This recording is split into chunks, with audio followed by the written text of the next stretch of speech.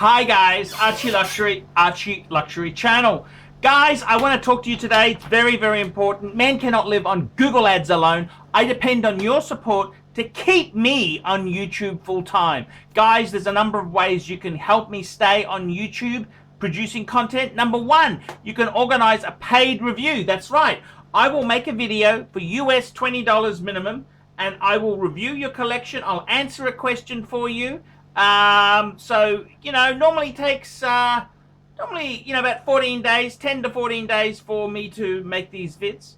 The other thing you could do to sponsor me and help me stay full-time on YouTube is sponsor me on Patreon. Patreon allows you to pay a small amount of money, like $1, $2, $5, $10, $20, anything, any amount you want over $1, you can, and it basically sends $1 each month to me. Now, you can cancel at any time if you're sick of the show or you don't like me anymore.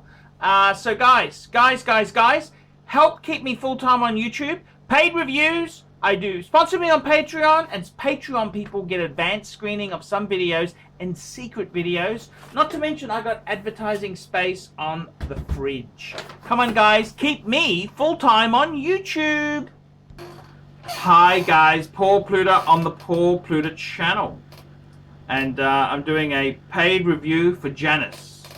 Hi Arch, thank you for the video on the Ulysses Narden. Respect your opinion, although resale value is not so much my benchmark for a quality timepiece. Anyhow, once the pontiff has spoken, it is what it is. We have been discussing with my friend the reliability of watches at the high end. Also probably because I feel that he is itching for a high-end watch from the Holy Trinity. If we talk only reliability as such, it is obvious that one of the most durable ones are Rolex and perhaps any of the mainstream ETA movement watches. When it comes to the Holy Trinity, it does not seem to be so widely discussed on the reliability. Yes, people talk about the maintenance and servicing costs, but I want to know what is the likeliness of something going wrong on those high-end watches. We also talk about this in the similarity to the cars, like the German trio, Audi, BMW, and Mercedes. They are great cars, but not so reliable, but not as reliable as, let's say, a Lexus, which offers very similar levels of comfort and luxury. So bringing this similarity back to the watch industry, can you please solve this first world problem for us and tell us more about the reliability of the Holy Trinity watches? Which is the most reliable Holy Trinity brand? I would also like to know I'd also like to throw in the Breguet in this bunch, since quite frankly, like you said in one of your videos, the only reason Breguet is not there is because they are French. They were French. When the Holy Trinity was formed, and we also went to the Patek Philippe Museum in Geneva, and half of the exhibition there is Breguet watches. So you cannot ignore the heritage and importance in watchmaking. You may be asking, well, I need to know the models because not all models have the same reliability. And that is very true. So therefore, here are some models to consider, which obviously are on the consideration list. AP, Royal Oak Offshore. Patek Philippe Nautilus Annual Calendar 5726. Vacheron Constantin Overseas Chronograph 49150. Breguet Marine 5817. Attached is the photo of the rest of my friend's collections. Besides the reliability, which one of the above mentioned would better fit his collection? Montblanc Nicolas Rizek 106488, Ulysses Narden Marine Diver, Marine Chronometer, Omega Seamaster Diver 300, and Millie Megler Chronograph. Sending you $30 since the regular 20 is too little for such a long email. Thanks in advance, Janice. Thank you so much for valuing my opinion. I really do appreciate it. And Yes, I've got to tell you, this is a really interesting thing. At one stage there, I had the Archie 5. The Archie 5. And the Archie 5 consisted of two Pateks, a Patek 5107 Calatrava, a Patek 5035 annual calendar. I had a Breguet transatlantic. I had an Audemars Piguet 14790 ST Royal Oak, and I had a Jaeger Reverso Grand Date. And you know, I had these pieces, and then yeah, I had some qualms. The Breguet, I actually needed to get that serviced. I sent it for servicing, and then it started playing up because it needed a part. This is the problem. It's not so much that an independent watchmaker can't fix it or service it. The big problem is he may not have access to replacement parts. So, for example, Breguet themselves, Patek, all the big names, AP, Vacheron, all the big names, they won't really sell parts to independents. So, if it needs a cog or a spring or something, he's got to either use generic parts, or he can't do the repair or service. So this is quite an interesting thing. So it's not so much the reliability issues. However, I will say this. As far as the top end brands go, I've owned a number of Pateks, I've had a number of Audemars Piguets, and I've had one Vacheron, and I've had a few Breguets. I think the most reliable, in my case, the most reliable were the Pateks, the Patek Philippe's. I don't know if that's luck or what it is, but I've never had a major problem with a Patek. Dear F169BBS.com posters, I just wanted to congratulate you on having a YouTube celebrity, luxury goods guru and travel expert like Archie Luxury on your site. He's a masculine, sexy and successful man.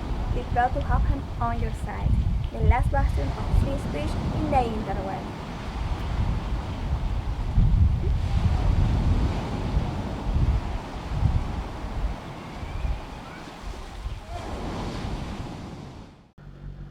Patek Philippe, I've never had any problems. Touch wood, touch wood, touch wood. Never had any problems with Patek. AP, I had a number of APs, and I think the problem with the APs is that a lot of the AP pieces use ultra thin movements. Now, when you haven't serviced this piece, I bought it second hand, it's 20 years old, it's never gone to AP for an overhaul. Those ultra thin parts tend to wear out faster than normal parts. So ultra thin seems to be a dangerous, that seems to be the biggest problem. Now, even Audemars Piguet in their Royal Oak Offshore, which is a big chunky masculine type piece, they actually use ultra thin movements in many of the pieces. So that is more so the issue there. I gotta tell you, I sent the Breguet in for a service, and that's the Breguet Type 20 Transatlantic, and it was surprisingly modest in cost. It was about $1,000, which I thought was pretty good for a Breguet chronograph. So, you know, I kind of think it's not so much that these brands are unreliable or bad. The problem is you have to send them back to the manufacturer for any service or repairs. That's where it gets expensive. I think AP is probably the least reliable out of that lot there. Just on personal experience, I've had about 5 APs, and 2 of them Royal Oaks that really, yeah, let's just say they weren't the best. But admittedly, they were 20 years old. They'd never been to AP for service. So to answer your question there, what is the most reliable Holy Trinity brand? Well, in my own experience, I'd have to say, in my case, it's actually Patek. Patek has been the most reliable. That's not to say there's no problems with Patek. I'm just telling you from my own experience.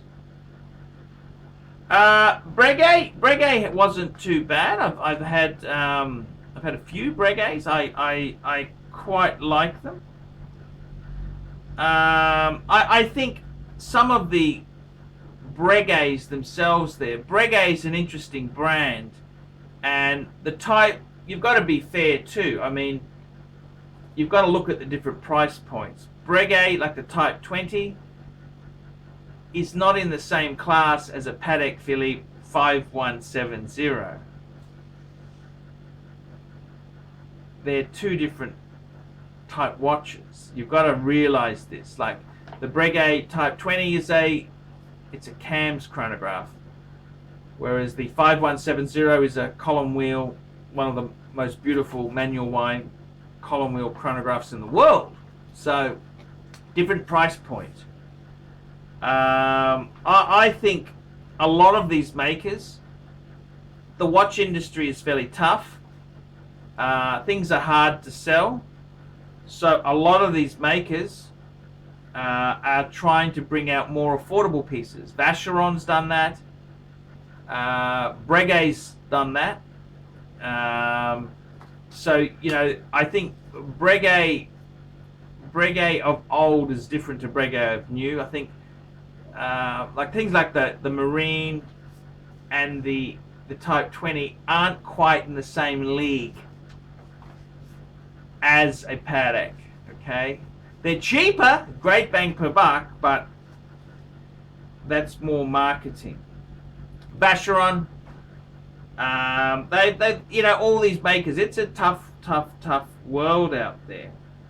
So to answer your question, in my own experience, I've found Patek to be the most reliable. I would say Breguet. I mean, I love my Type 20, love it. But you would have to. It's not in the same league as a 5170. Okay, it's not. I'm telling you honestly. It's a great watch. I love my Breguet, but it's not in that league. Okay, there is a difference. Okay, my Breguet is very nice. I love it, but so in some regards, Breguet's kind of cheapened itself, which may be a good or bad thing. It's moved a little bit more downscale. Vacheron, well, they've all had to do that to try and survive in this marketplace. Patek, they're still hideously expensive. They've done a few things. They had that steel watch. They've done a few. Everyone needs market share. But Breguet is a cool brand. I must admit that. So honestly, I think AP is probably, that's the brand that I found least reliable because they use a lot of ultra thin movement. So I tend to say to you, it's not necessarily AP that's bad, it's more so those ultra thin movements. And if you don't send them, they haven't been serviced by the authorized center, how are you going to get replacement parts? So having a look at his collection there, he's got a Mont Blanc, a Ulysses Nardin Marine, an Omega Seamaster Dive, and a Chopard Mille Mikla chronograph. What would I add there? Well, it really depends on his budget. It really does depend on his budget. but Royal Oak offshore, big money. I'd probably avoid that one. I've heard some horror stories on AP offshore chronograph repair bills, believe you me. The Patek Nautilus calendar, wow, that's an amazing piece. Big money.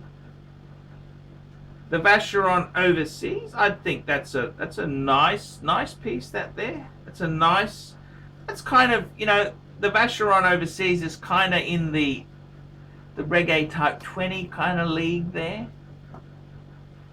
And the Breguet Marine 5817. I'd probably say, let's have a look what he's got there. I would probably say your friend's collection there. Which way would we go? I would probably say you've got a nice mix of things there. I'd be adding, I reckon, it depends on his price range, but I would, some contenders on IWC Portuguese, I reckon that would fit in nicely. It's a beautiful chronograph. I would say out of those ones there, definitely, if you've got the money, the Patek 5726, that's the Nautilus annual calendar. That's superb. That's an amazing, that's a grail piece. That would be something fantastic to get there. And the Breguet Marine, the 5817, that'd be my choice there. So I reckon out of those ones you've mentioned, I'd say the Patek Nautilus annual calendar 5726. That's a superb piece. But if money's a bit tight, you want to spend a little bit less, I'd possibly say an IWC Portuguese would be superb. It's a nice collection, nice development there. I really like it. I noticed there's no Rolex. I don't know if you're meaning to stay away from Rolex or what, but yeah, I reckon an IWC Portuguese would fit in beautifully. I'm Archie Luxury. This is the Paul Pluta channel. Tell me what you guys think. This is a review for Janice. Tell me what you guys think of that.